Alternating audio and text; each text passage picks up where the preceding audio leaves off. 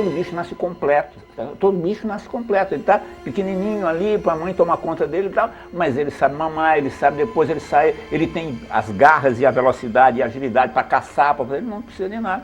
Agora, imagina o homem na caverna, na época da caverna, cada mamute gigantesco, e ele não tem nem unha nem nada, nem garra, ele não tem nada. Como é que ele ia capturar a presa? Ele teve que fazer faca, ele teve que fazer flechas, ele teve que inventar os instrumentos que nenhum animal precisa inventar. Na verdade, ele é incompleto, por isso ele tem que se inventar. E aí também, além disso, dele enfrentar as dificuldades materiais da vida para sobreviver, ele ainda tem um grilo dizendo: o que eu estou fazendo aqui? Deus é a maior invenção do ser humano. A mais genial invenção do ser humano é Deus, pô.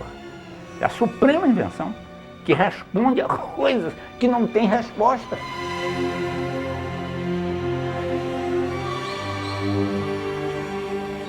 Por que Miguel Ângelo, na Capela dos Médici, em Florença, deixou o rosto da estátua um dia inacabado?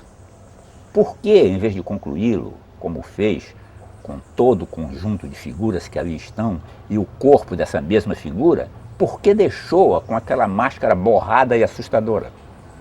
Quis talvez revelar assim o lado espúrio daquele estilo perfeito? A ideia de que o homem é filho de Deus dá ao homem uma dimensão que ele não teria se ele não tivesse inventado Deus. E a arte também dá ao homem uma dimensão muito grande. Quer dizer, quando você assiste uma peça em que as paixões humanas são levadas, você, no mínimo, você percebe que o ser humano é alguma coisa de extraordinário, alguma coisa que não é fácil de entender, de uma enorme complexidade.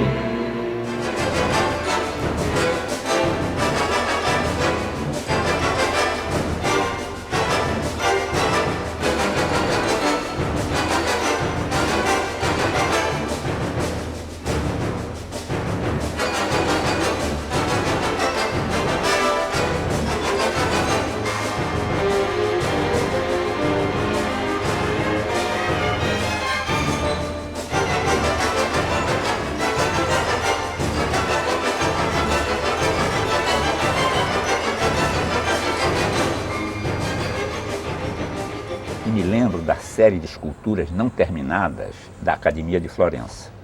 O despertar do escravo, o jovem escravo, etc. Nelas, a forma humana está nascendo da pedra. Assiste-se, por assim dizer, ao processo sustado de transformação da pedra em obra de arte. É, ao mesmo tempo, a revelação da própria essência da criação artística, a mudança pelo trabalho da matéria em espírito, a transformação do mundo natural em mundo humano. Então, a necessidade da arte, a necessidade do belo, a necessidade... são coisas que são do ser humano, eu não tenho nenhuma dúvida.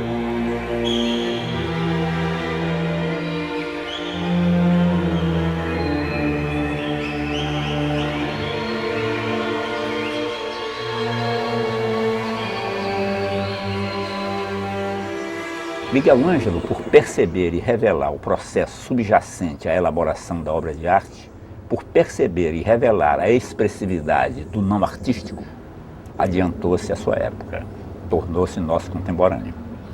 E essa contemporaneidade se manifesta de modo incontestável na Pietà Rondanini, de Milão, na qual trabalha até as vésperas da morte, aos 90 anos. Dada como inacabada, e possivelmente estava, é inegável que, pelo desenho das figuras, Maria e Jesus, as proporções anatômicas e o tratamento dos planos, ombro, tórax, cabeça, pernas, esta obra já quase nada tem do estilo triunfante e clássico das obras anteriores. Nela, a exterioridade da bela forma dá lugar à revelação da precariedade do ser humano e um novo sentido de beleza se anuncia.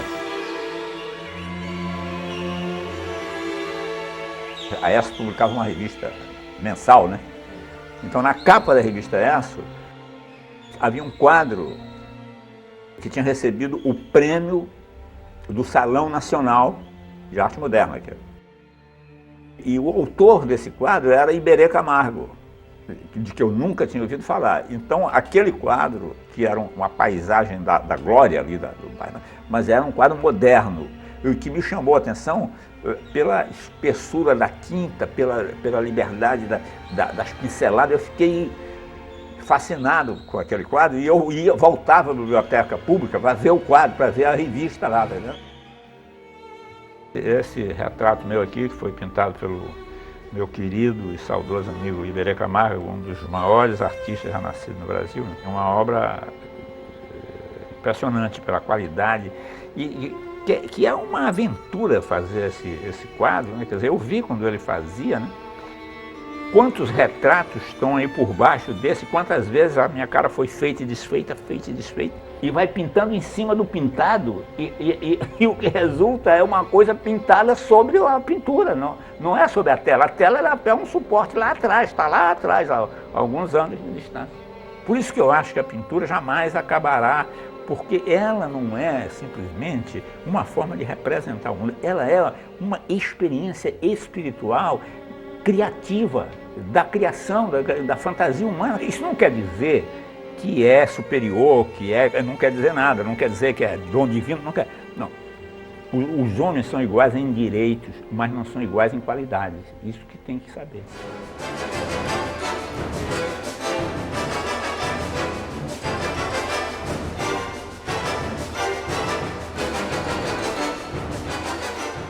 Em que parte de mim ficou aquela mancha azul? Ou melhor, esta mancha de um azul que nenhum céu teria, ou teve, ou mar. Um azul que a mão de Leonardo achou ao acaso e inevitavelmente. E não só. Um azul que há séculos, numa tarde talvez, feito um lampejo, surgiu no mundo. Essa cor, essa mancha que a mim chegou de detrás de dezenas de milhares de manhãs e noites estreladas, como um puído aceno humano. Mancha azul que carrego comigo, como carrego meus cabelos, ou uma lesão oculta onde ninguém sabe. O Mário, ele era o arauto da nova arte, do novo movimento da arte, que era a arte concreta. Entendeu? Então, eu conheci os artistas todos do grupo, quer dizer, que era, como é, Ivan Serpa, né? O Abrão Palatnik, Almir Mavinier, né? E depois veio a Milka, depois Lígia Clark, Lígia Pato, Hélio Oiticica, Aloysio Carvão, o Décio Vieira.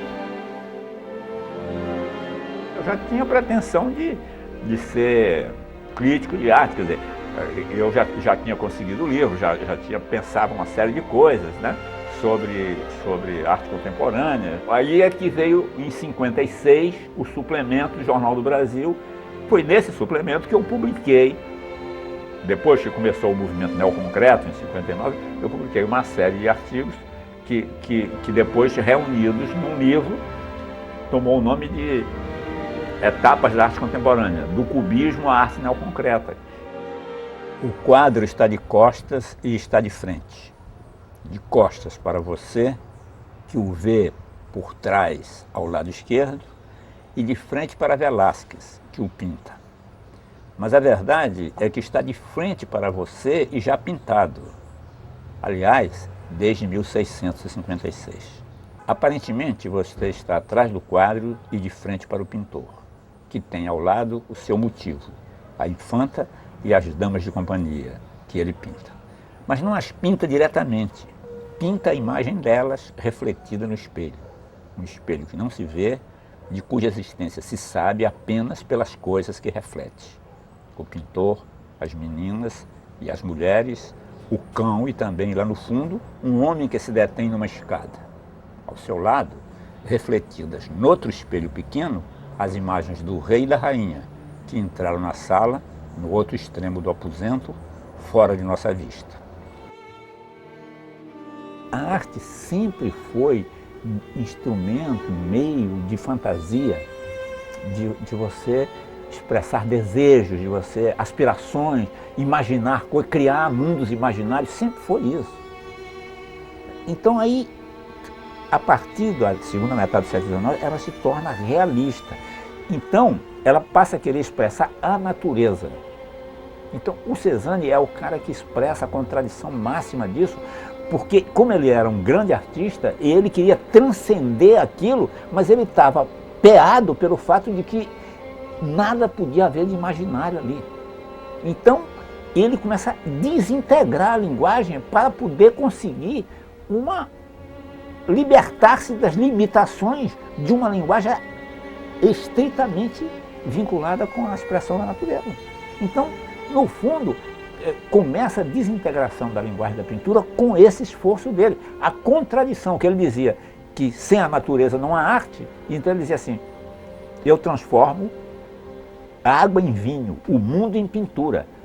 A partir daí, o que faz o cubismo? Apaga a árvore, apaga o lago e fica só pintura. Fica só pintura. Aí fica só forma. Então, quer dizer, mas uma forma sem imaginação que não pretende introduzir sonhos, delírios, nada. É a forma pela forma.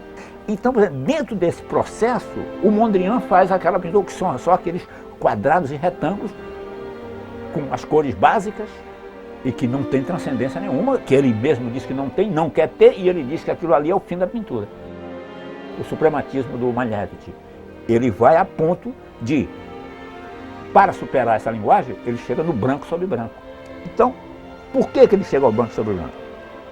Tudo que eu percebo sobre um fundo. Se não há fundo, eu não percebo, né? Só percebo esse copo porque ele está separado, ele é uma coisa separada do fundo. Qualquer coisa só se percebe se está recortado sobre um fundo. Não é isso? Então, o branco sobre branco é a tentativa de perceber sem fundo, mas não pode, porque, por mais... O que ele faz? Ele faz um branco com uma textura assim, e o outro, o do fundo, com a textura assada. Mas é o limite. A partir daí é só o branco. Não tem mais nada. Não é verdade? Depois do branco sobre branco é a tela em branco. Acabou a pintura. Como um jorro de seda, em pregas, em dobras, a luz se instala na tela. Naquele espaço que é treva como todo espaço, onde a luz, o pincel de Rembrandt, ainda não chegou. E da treva emerge o mundo, o rosto, as mãos, a seda, o mármore do busto, o metal da corrente, negror e ouro. Coisas reais, tornadas irreais e mais reais, porque vozes, imagens dessa fala humana chamada pintura. Paul Valéry, que ao ver numa praia uma cabeça estranha, esculpida pelo mar, de uma pedra, não sabia se era pedra, se era espinha de peixe, era uma cabeça, parecia uma cabeça de uma deusa grega, esculpida pelo mar, falou o seguinte: o mar levou milhões de anos para casualmente fazer isso. Um artista vale milhões de anos, porque ele não passa tanto tempo, ele faz rápido. É genial. Então eu sou mais o artista que pensa, escolhe e que não é levado apenas pelo acaso.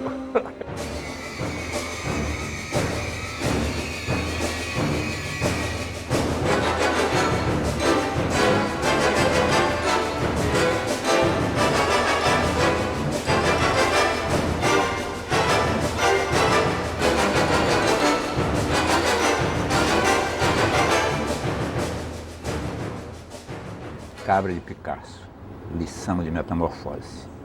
De como um cesto vira barriga, duas cabaças viram úberes, cepos de parreira viram chifres, argila e ferro viram pernas e pés, folhas de palmeira viram pelos, lata dobrada vira sexo, um pedaço de cano vira ânus de cabra, de como o lixo vira bicho. Cabra de Picasso, arremedo de cabra que nos mostra a cabra. Cabra mais que cabra, cabeçuda, apojada, prenha, mais cabra que todas as cabras, arcaica, arquetípica, terrestre, terrena, artefato sem artifício, de esqueleto à mostra. O artista não é só saber fazer as coisas, é entregar sua vida às coisas. Sabe? Uma tela é um pedaço de pano é material, um pedaço de pano com tinta, que é coisa material. O que faz aquilo virar outra coisa é a paixão do homem, é o que ele entrega e que ele transforma aquilo.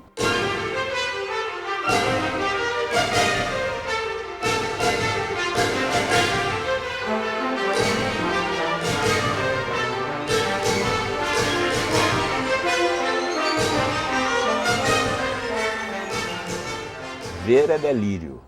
Como dizê-lo? O azul é noite, o azul é morte. Como sabê-lo? O azul é negro no seu cabelo. Ver é delírio. Bastasse vê-lo, azul e negro, ardendo aceso no seu carvão. Ver pode ser uma alucinação. Ver pode ser uma alucinação.